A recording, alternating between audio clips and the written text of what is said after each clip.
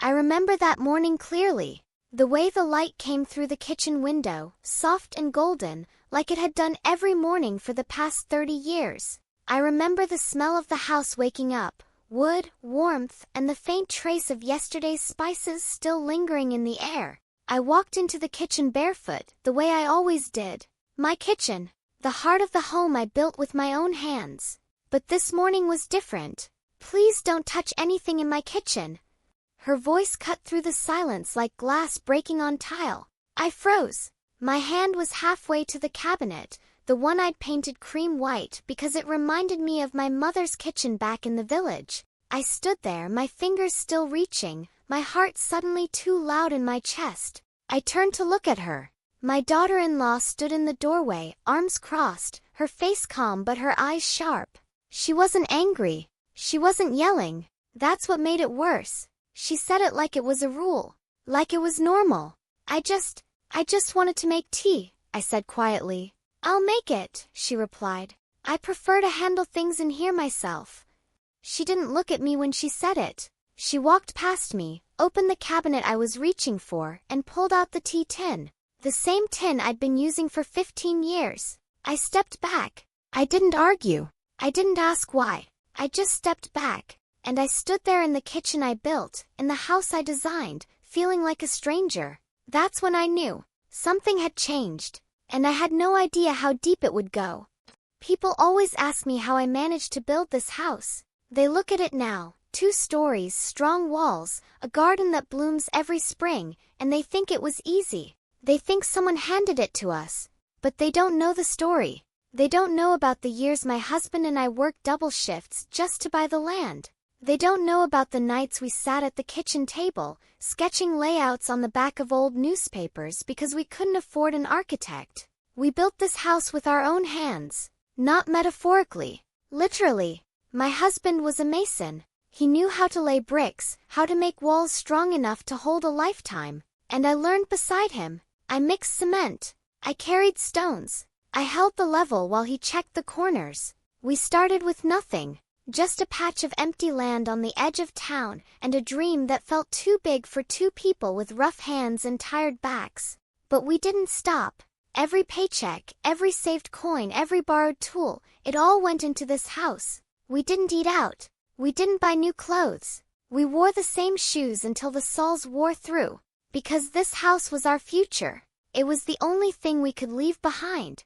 I remember the day we finished the foundation. My husband stood in the center of it, hands on his hips, dirt streaking his face, and he smiled at me. A real smile. The kind that made his eyes crinkle at the corners. "This is ours," he said. "No landlord. No rent. Just ours."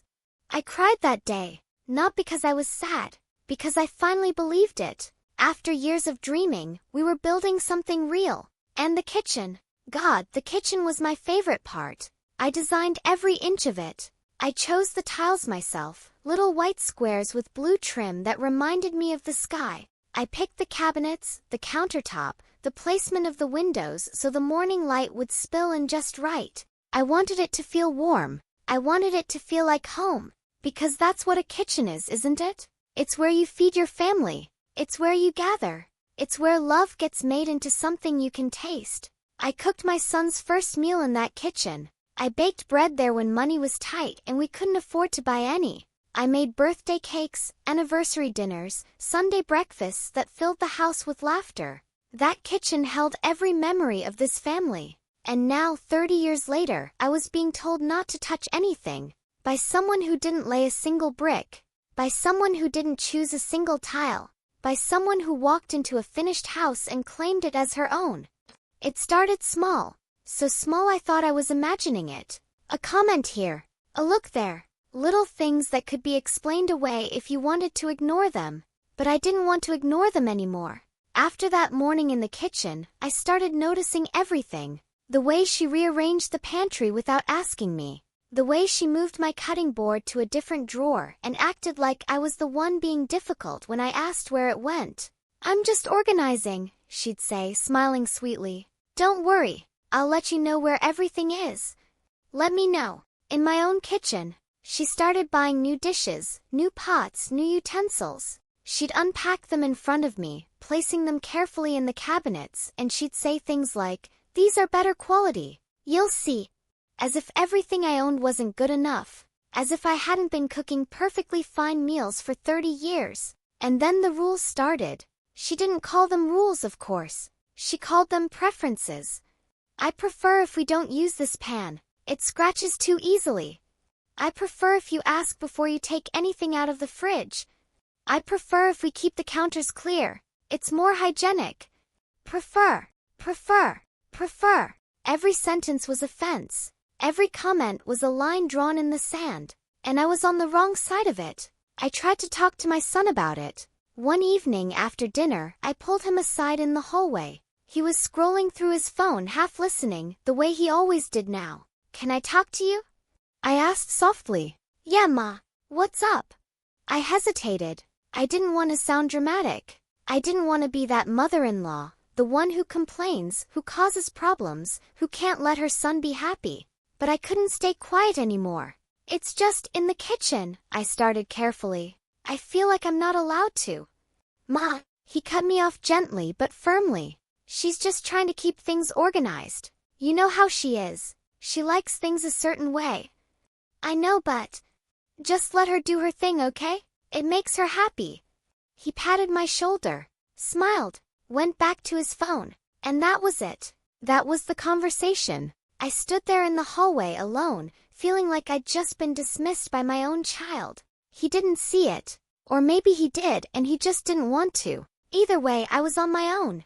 I started spending less time in the kitchen. It hurt too much to be there.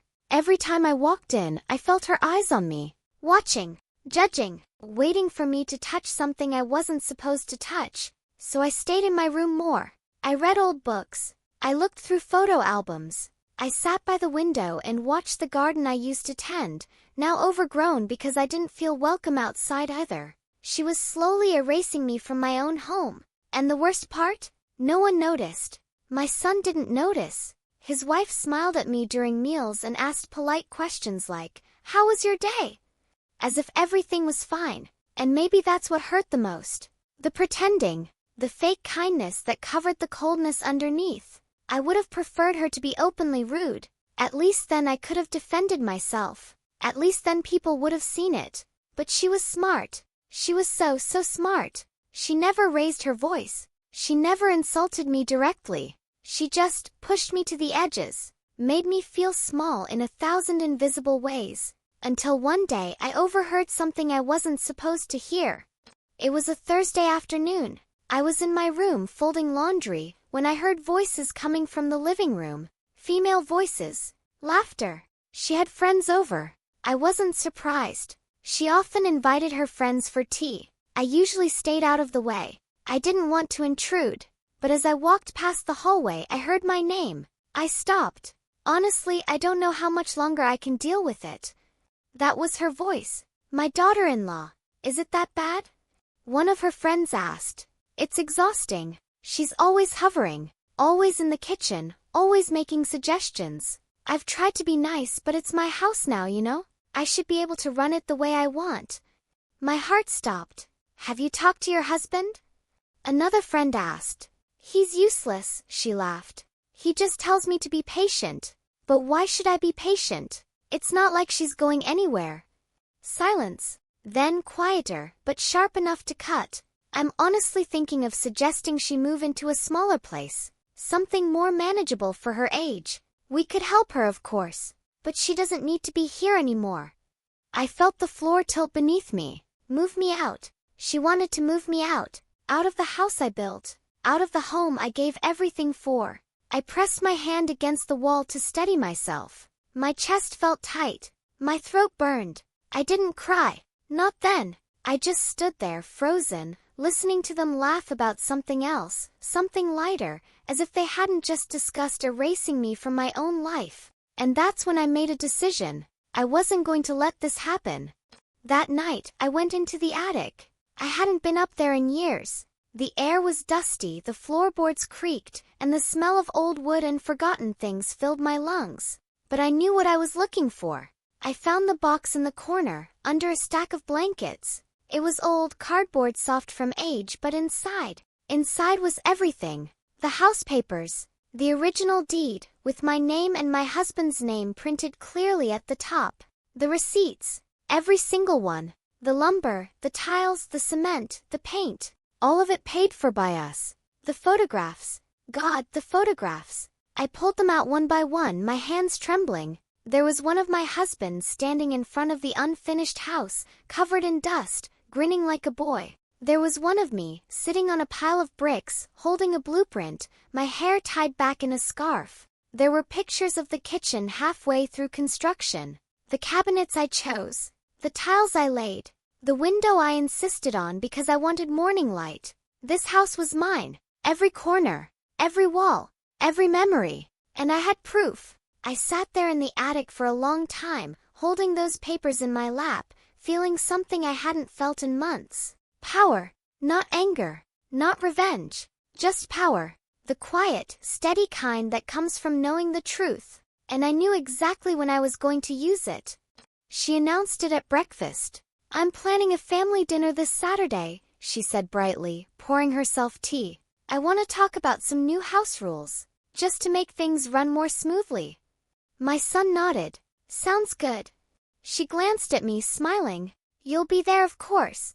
It wasn't a question. "Of course," I said softly, and I smiled back, because I knew something she didn't. Saturday came. The dining table was set beautifully. Candles, fresh flowers, expensive dishes she'd bought last month. She'd made a whole speech prepared, I could tell. She had notes on her phone. She kept glancing at them, rehearsing in her head. My son sat at the head of the table, oblivious. And I sat quietly, hands folded in my lap, waiting. She started after the first course. "So," she began, setting down her fork, "I've been thinking a lot about how we can make this house feel more organized. More peaceful." She looked at me. "I think it's important we all respect each other's spaces. For example, the kitchen. I do most of the cooking now, so I'd like to keep it as my area. That way, things don't get mixed up." Silence. My son shifted uncomfortably. Yeah, that makes sense." She smiled. "I'm glad you agree. And I was also thinking." "Can I say something?" I asked quietly. She blinked. "Of course." I reached under the table and pulled out the box. Her smile faltered. "I brought something I thought you should see," I said calmly. I opened the box, and I laid the papers on the table, one by one. The deed, the receipts, the photographs. I didn't say anything at first. I just let them look. My son picked up the deed, his eyes scanning the names at the top. This is your name, Ma." "Yes," I said quietly. "Mine and your father's." He looked confused. "But I thought." "You thought what?" I asked gently. He didn't answer. I picked up one of the photographs, the one of me sitting on the bricks. "This is me," I said, 30 years ago, building this house, with my own hands." I looked at my daughter-in-law. Her face had gone pale. "I chose every tile in that kitchen," I continued, my voice steady. "I picked the cabinets. I painted the walls. I designed the layout. Your kitchen." I shook my head. "It was always mine." The silence was deafening. She tried to speak. Her mouth opened, but nothing came out. My son stared at the papers, then at me, then at her. I didn't know," he said finally. "I know you didn't," I said softly. "Because I never made it about ownership. I never wanted to. This was our family home. I wanted you to feel like it was yours too." I looked at her again. "But I will not be erased." Her eyes filled with tears. "I didn't mean to." "Yes, you did," I said, not unkindly, just honestly. "You wanted control. You wanted to feel like this was your house. And I understand that. I do. But you don't get to take it from me. You don't get to make me feel like a guest in the home I built." She broke. She put her face in her hands and cried. Not the fake, delicate tears she sometimes used. Real, ugly crying. "I'm sorry," she sobbed. "I'm so sorry." My son reached for her, but she pulled away. I just wanted to feel like I belonged," she whispered. "I felt like I was always second, like I was living in someone else's life. I didn't know what to do." I didn't move. I just listened. "So you tried to erase me," I said quietly. She nodded, still crying. "I was wrong. I was so wrong." I took a slow breath. "Yes, you were." We didn't fix everything that night, but we started. Over the next few weeks, she apologized. Really apologized. Not with words only, but with actions. She asked me how I liked things in the kitchen. She moved my cutting board back. She stopped rearranging everything without asking. She started cooking with me. At first it was awkward. We didn't know how to share the space. But slowly, carefully, we found a rhythm. I taught her my mother's recipe for bread. She taught me a new way to roast vegetables. We talked, not about the house or the rules or the hurt, just life. And one morning, I walked into the kitchen and saw her standing by the window, looking out at the garden. "It's beautiful," she said softly. "The way the light comes in." I stood beside her. "I designed it that way," I said. She looked at me. "I'm sorry I didn't see it before." I nodded. "I see it now," she whispered. And in that moment I knew. This kitchen, this home, was ours again. Not hers. Not mine. Ours.